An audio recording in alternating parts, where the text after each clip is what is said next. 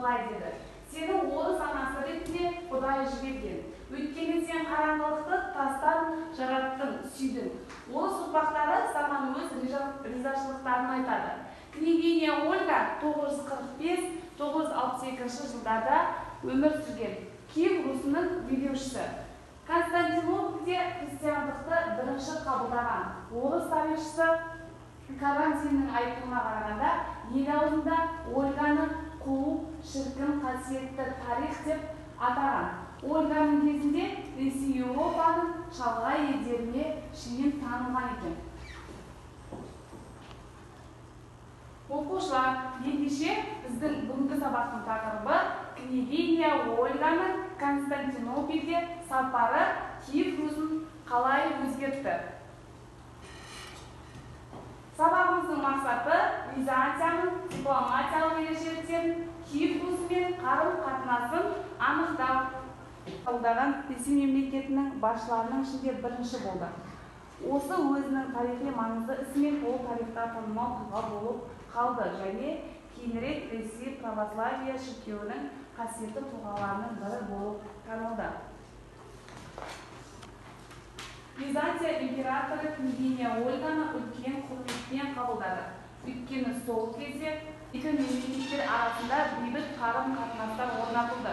Княгиня Ольга мемлекет қайраткер ретінде батылдық, табандылық, дипломатиялық және бейбіт сүйгіштік қасиеттерін көрсетті. Өзінің сапары барысында ол екі ел арасында өзара тиімді байланыстарды нығайтуға, императордың халықаралық қатынастарда қолдауына ие болуға тырысты. Княгиня Ольга Киев Рустың халықаралық беделінің өсуіне ықпал етті. Ол империямен тең дәрежеде қарым-қатынас орната алды. Днепрдің жағалауында орналасқан бұл аймақта алғашқы адамдар палеолит дәуірінде пайда болды. Қаланың негізін қалағандар 6-7 ғасырда өмір сүрген палеандар тайпасынан шыққан Кие, Ше және Қой айғандар ағайындар және олардың әріптесі бет болатын. Қала туралы алғашқы ақпарат 862 жылы тарады. Оқушылар, бізде қазір тапсырма орындаймыз. Біздегі бірінші тапсырма ақиқат, жалған тапсырмасы. Бұл жерде біз берілген сұрақтардың ақиқат немесе жалған екенін анықтаймыз. Мен сіздерге қазір бәріне жеке таратамын.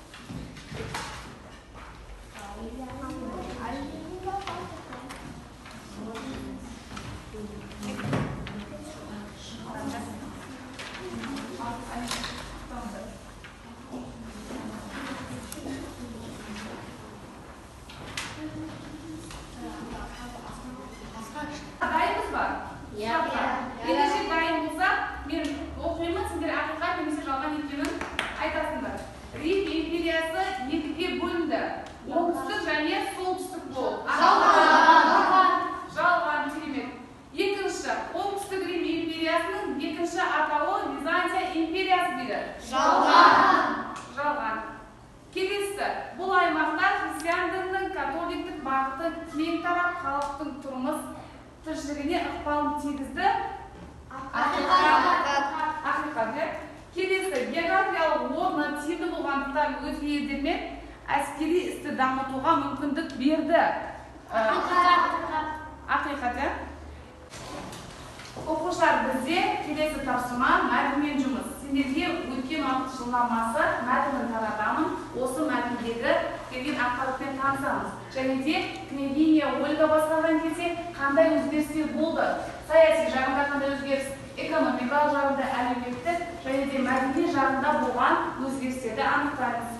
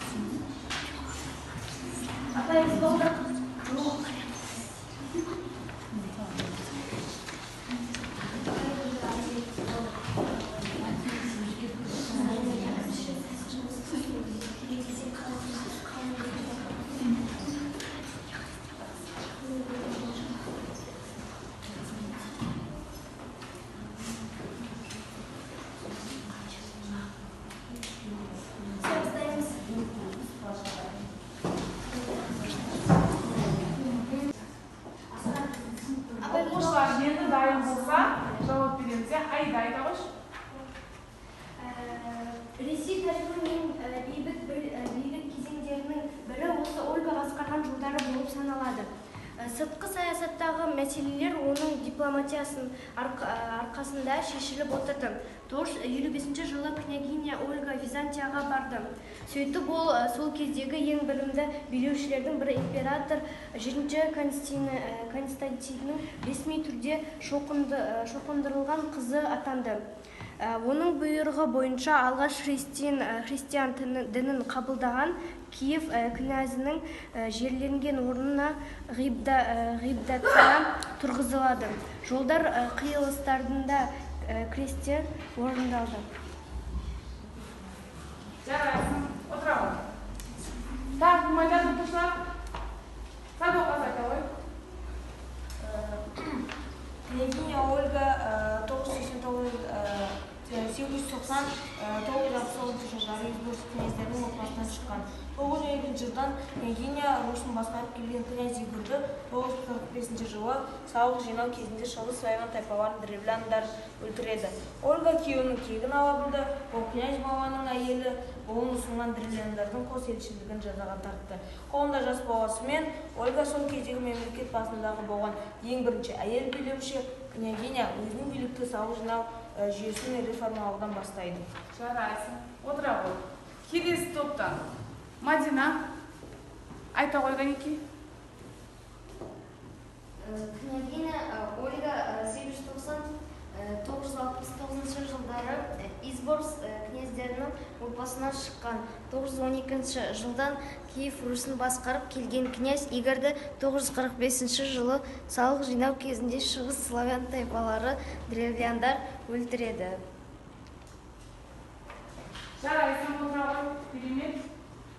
Оқушылар бізде келесі тапсырма Вен диаграммасы арқылы түрік қағанаты мен Киев Русьінің айырмашылықтарын және де ұқсастықтарын анықтайтын боламыз.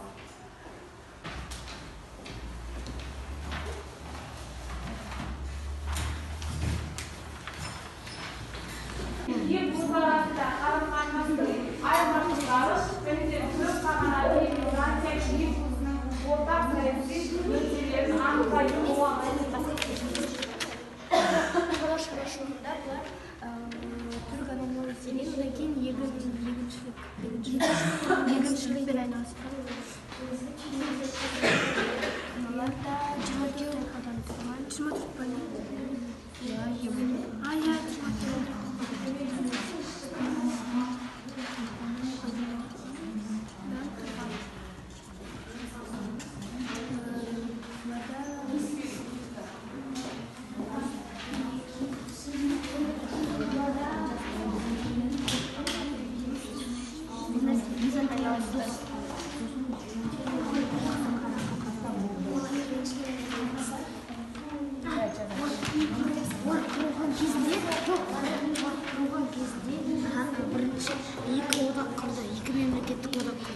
24 астанасы Киев.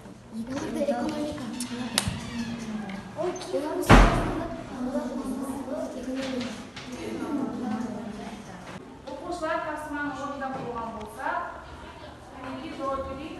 Айда. Түрік қағанаты тоғызтайпадан бөліп, егіншілікпен және мал шаруашылығында үй жануарларын өсірген. Киев Русьі 24 тайпадан бөліп, олар да егіншіліктен шаруашылығын басқарады. Екеуін ұқсастығы. Екеуі де қазақ аумағында тұрған, екеуі де егіншілікпен мал шаруашылығында үй жануарларын өсірген. Жарайсың, отыра ғой.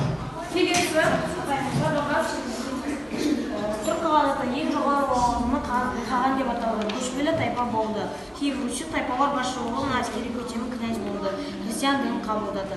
Ұқсастығы. Мал шаруашылығы, егіншілік, қолөнер мен айналысты. Византиямен жақсы қарым-қатынастарда болды. Жарайсың. Келесі топ. Сайымызға келесі топ.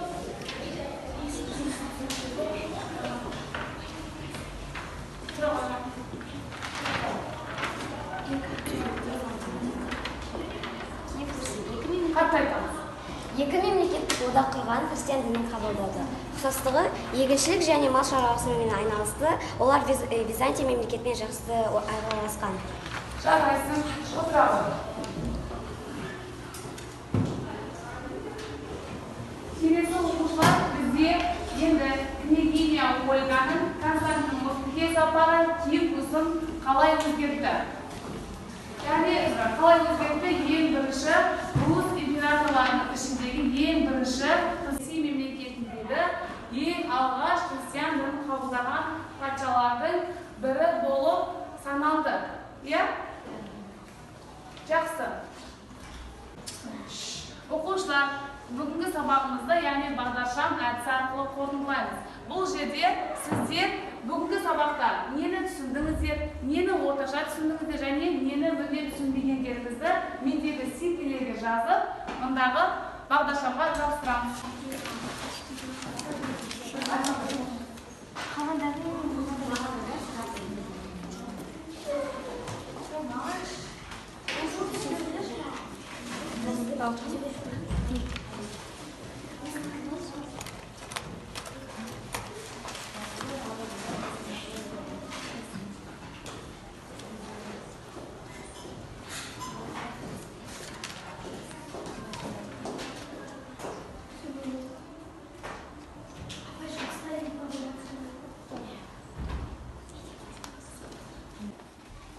Оқушылар болған болса, әкеліп жабыстырамыз.